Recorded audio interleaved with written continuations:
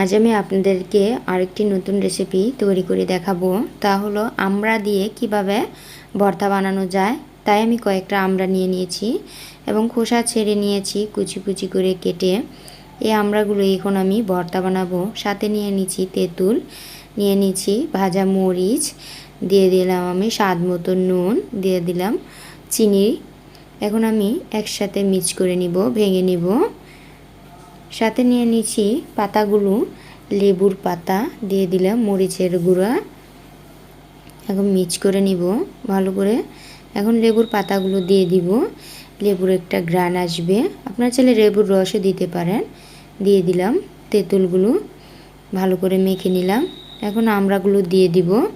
এভাবে আপনারা বাসায় ট্রাই করেন, খেয়ে দেখেন, অনেক অনেক অনেক ভালো লাগে এই ভর্তাটা। আমার এই ভিডিওটি ভালো লাগলে অবশ্যই সাবস্ক্রাইব করে দিবেন, লাইক দিবেন, কমেন্টে জানাবেন, ফলোয়ার্স দিয়ে দিবেন।